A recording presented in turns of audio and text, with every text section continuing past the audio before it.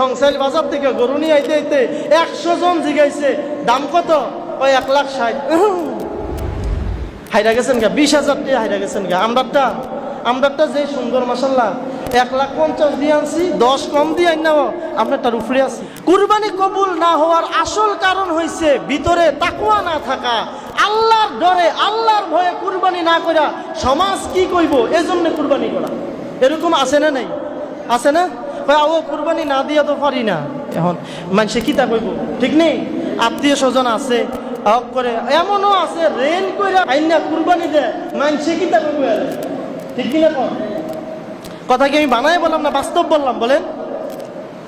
আচ্ছা বলেন দেখি, মানুষে কি কইব এলাকা যদি আপনি কুরবানি দেন, এই কুরবানি কি আল্লাহর লাগি হইছে? আপনারা কথা বলেন না কেন? আল্লাহর জন্য হইছে নাকি? তাহলে বোঝা গেল তার ভিতরে আল্লাহর ডর, জান্নাতের আশায় জাহান্নামের ভয়ে সে কুরবানি দেয় নাই। কুরবানি দিতে হবে কার জন্য বলেন? আর আমরা তারা দেবো না। এইবার গরুটা কিনা যে একটা ঠকা ঠকছি, 20,000 টাকা লস। 20,000 টাকা নাই তো ইয়াটা দিয়া রান্ডি দিয়া কোনো মাংস হয়েছে, পেছনটা দিয়া সামনে দিয়া যাই একটু পাইছি। আছে না নাই? আছে না নাই? আয় হায় হায়, কুরবানি দে আল্লাহ লাগা। কুল ইন্না সলাতি ওয়া নুসুকি ওয়া মাহইয়ায়া ওয়া মামাতি লিল্লাহি রাব্বিল। আমার জীবন, আমার মরণ, আমার নামাজ, আমার কুরবানি সব কার জন্য? এই মিয়াদি কয় মাংস বলে কম হইছে। আর বাজারতে আইতে আইতে আপনাদের এই সংসাইল বাজার থেকে গরু নিয়ে আইতে আইতে 100 জন জিগাইছে দাম কত, ওই 1,60,000। হাইরা গেছেন গা, 20,000 টাকা হাইরা গেছেন গা। আমরারটা যে সুন্দর মাশাল্লাহ 1,50,000 দিয়ে আনছি, 10 কম দিয়ে আইন নাও, আপনারটার উপরে আছি। আচ্ছা কোন এই কথাটি আসলে চলেনি নাকি?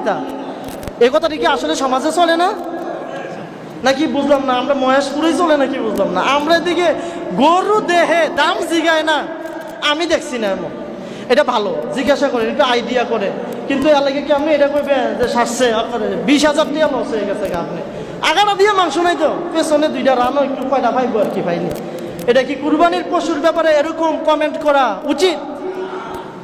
আমারটাতে মাংস কম হোক, আমারটাতে বেশি হোক, আমি কুরবানি দিতেছি কার জন্য বলে? আল্লাহর জন্য। প্রিয় ভাইয়েরা, এই জন্য নিয়তকে খালেজ করবেন। আপনার নিয়ত খালেজ করলেও মাংস আপনার, আর যদি খালেজ না করেন এরপরেও মাংস আপনার। তো দিলটা পরিষ্কার রাখতে সমস্যা কি? ঠিক কিনা বলেন না? দিল পরিষ্কার রাখবেন। এবার আসেন এই কুরবানি শেষ করে দিতেছি। এই কুরবানি কার উপর ওয়াজিব জানার দরকার আছে না নেই? এই কুরবানিটা ওয়াজিব কার উপরে?